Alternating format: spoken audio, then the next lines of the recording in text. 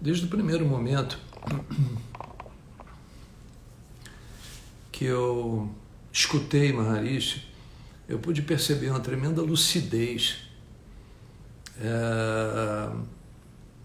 no raciocínio dele, no seu ponto de vista, não só como um grande cientista, também como um grande místico, filósofo. Maharishi, como cientista, identificava na criação um grau de inteligência muito grande, que não é difícil da gente perceber.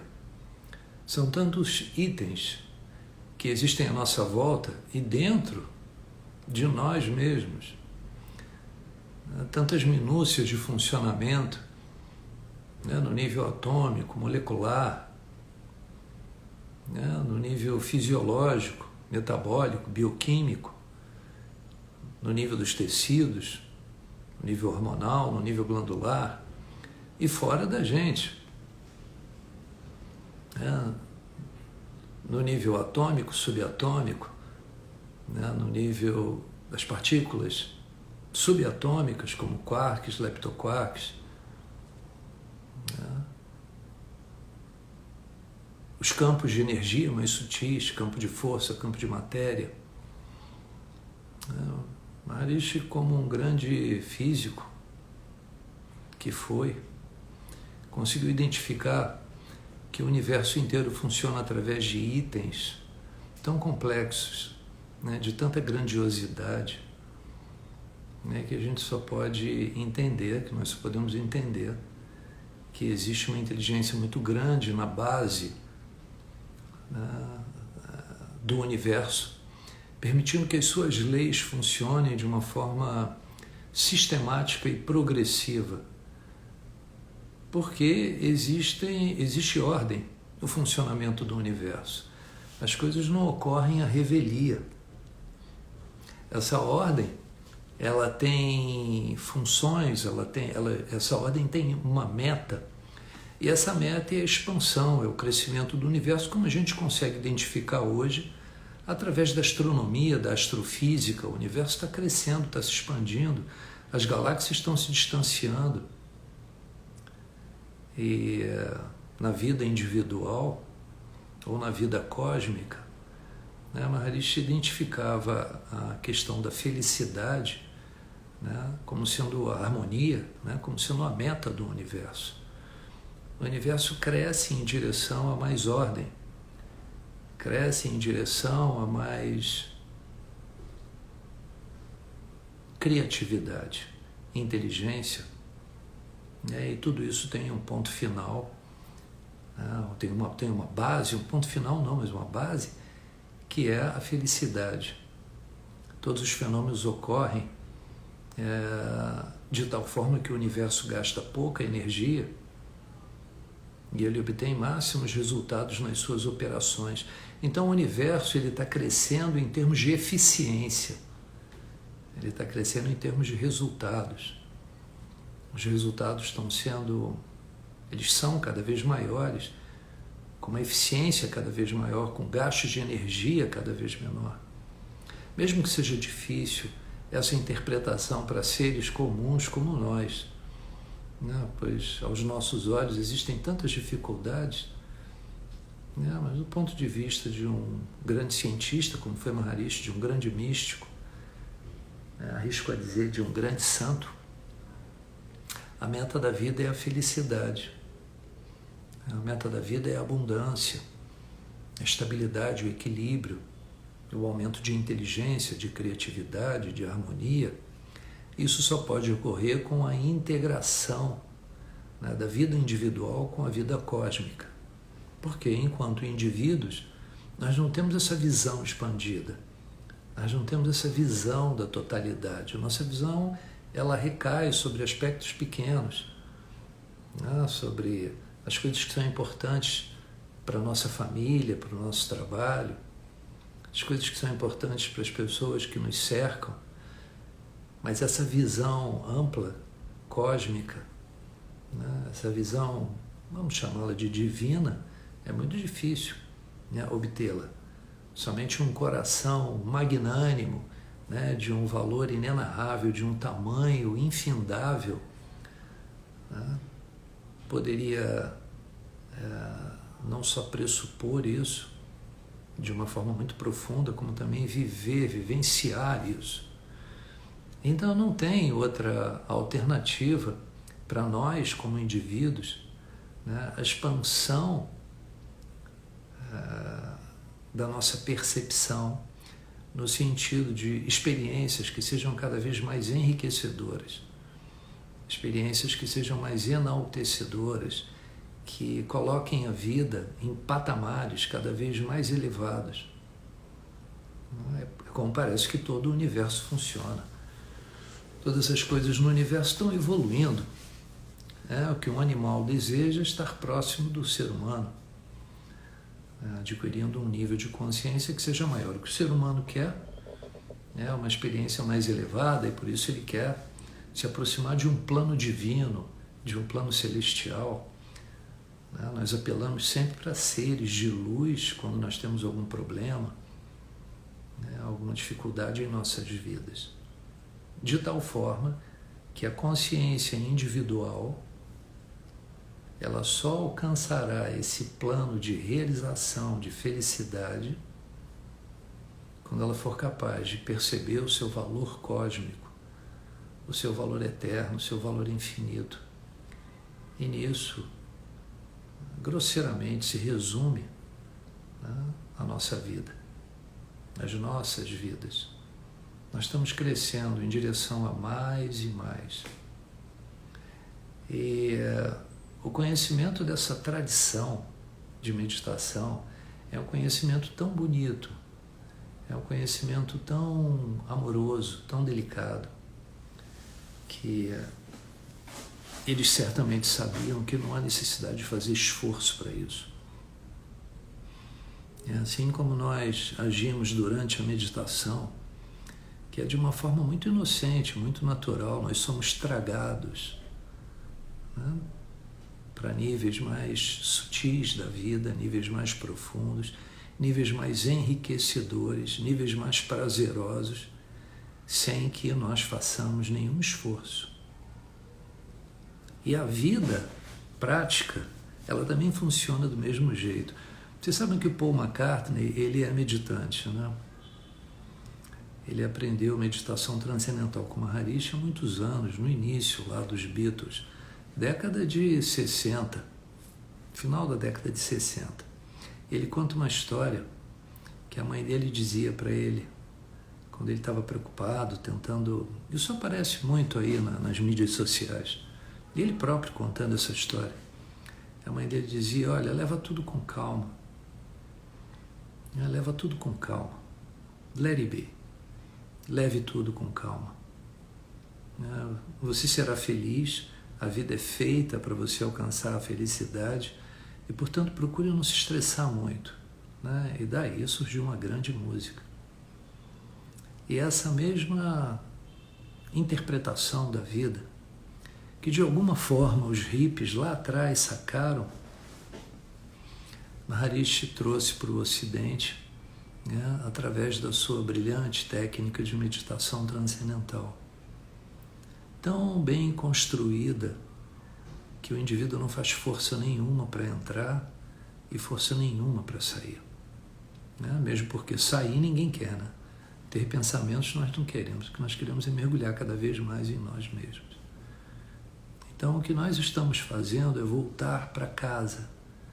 Nós estamos voltando para nossa verdadeira casa, para o nosso lar. E o lar é muito mais do que uma casa. É o lar onde habita aquele espírito infinito, eterno, de bem-aventurança, de alegria, de satisfação. É onde a vida vale a pena ser vivida. Enquanto nós não nos fundirmos com esse valor eterno, nosso trabalho continua. Não importa se é carnaval, não importa se é sábado, domingo, segunda, terça, quarta-feira. Porque o que nós não queremos é continuar fazendo castelos de areia, habitando esses castelos como se eles fossem definitivos, quando na verdade são moradias que nos sustentam, que nos mantêm durante um curto espaço de tempo.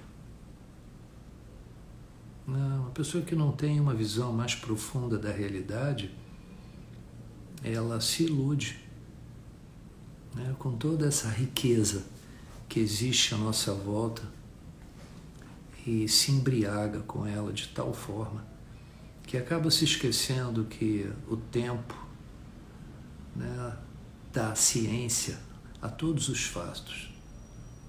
Existe um tempo para tudo, né, sobre as nossas cabeças. Um tempo para coisas boas, um tempo para coisas ruins, um tempo para coisas neutras, um tempo para a família, um tempo para os esportes, um tempo para as noitadas, um tempo para o estudo. Mas o fato é que tudo passa.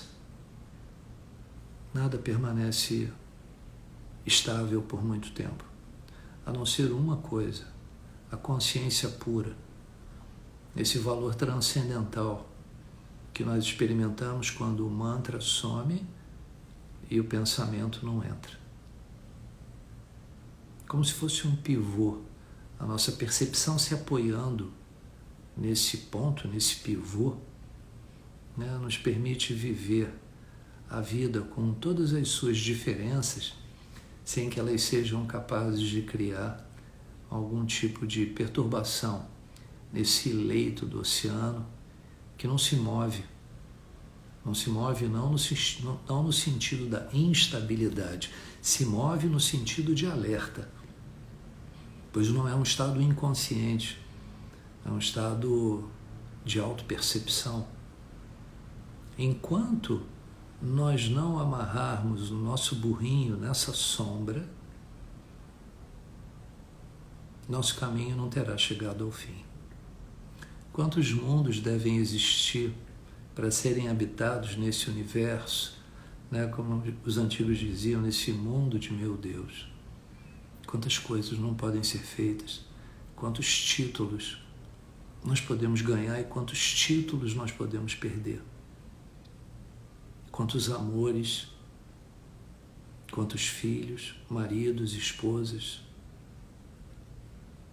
devem passar, né, ao longo de tanto tempo, que é classificado quase como uma eternidade, até que esse valor maior seja capturado pela nossa percepção. Nós não devemos nos assustar com essa marcha, que na maioria das vezes é lenta e tão longa, né, ao ponto de nós negligenciarmos o nosso programa de meditação, pois nele repousa a única esperança maior para que a plenitude seja experimentada, vivida no nosso ser. Fora isso, todas as coisas vêm e vão, como castelos na areia que são construídos, eventualmente desfrutados, quando a gente vive bem, e depois se dissolvem, né, como num sonho de verão, como a maré alta, que sobe na areia e acaba com todas as alterações, todas as diferenças. Vocês já foram à praia depois de um dia chuvoso? Um dia em que o mar fica muito grande e chove muito. A areia fica lisa, lisa. Um indivíduo que não tem essa, não vou dizer preocupação, mas que não tem essa meta muito bem definida, vai experimentar riscos na sua vida, né, que deixarão essa pessoa presa, sabe-se lá por quanto tempo, como uma britadeira fazendo um sulco num granito muito duro. Nós meditantes, conseguimos transformar esse granito em areia. Nós de alguma forma percebemos que espaço e tempo, eles não são eternos. Espaço e tempo, eles são moldáveis, são flexíveis. Não tem como se apoiar muito neles. Então, algo mais profundo surge para nós meditantes. Algo estável, algo que não se deixa mover pelos impulsos que ocorrem externamente e internamente, como o nosso medo, tristeza, ansiedade. Parece que esse ponto, ele permite que a nossa percepção se estabeleça tão estavelmente como um barco num porto seguro no meio de uma tempestade, onde, por maior que seja a turbulência à nossa volta, aos pouquinhos, nós, os nossos títulos, os nossos nomes, sobrenomes, tudo isso escorre pelos dedos que nem água. Às vezes leva tempo para a gente perceber, às vezes leva muito tempo. E aí a frustração muitas vezes é maior, né? Por quê? Porque o cara se deu conta que o tempo foi desperdiçado, né? E o tempo tem um valor tão grande. Eu acho que em algum momento a pessoa é capaz de trocar tudo que ela tem por um pouco mais de tempo.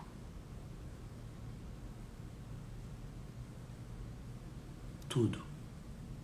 Leva todo o meu dinheiro, leva os meus títulos, leva a minha casa, leva os meus animais, leva tudo. Só me dá mais tempo.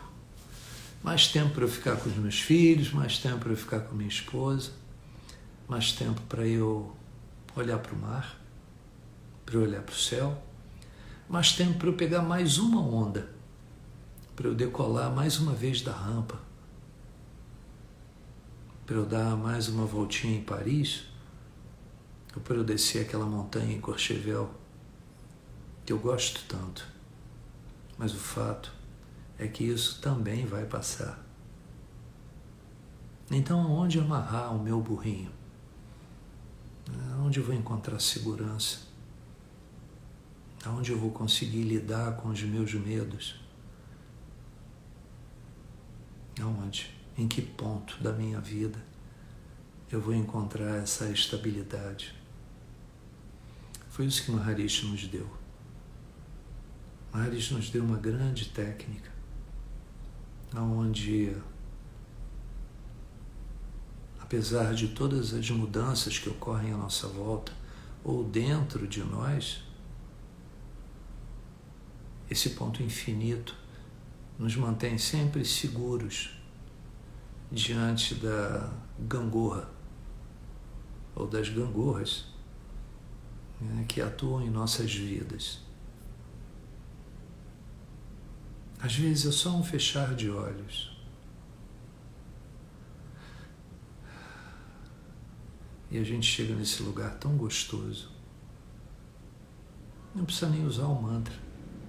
De uma forma muito ingênua, simples, inocente. Em algum momento, nós estaremos realmente no nosso lar.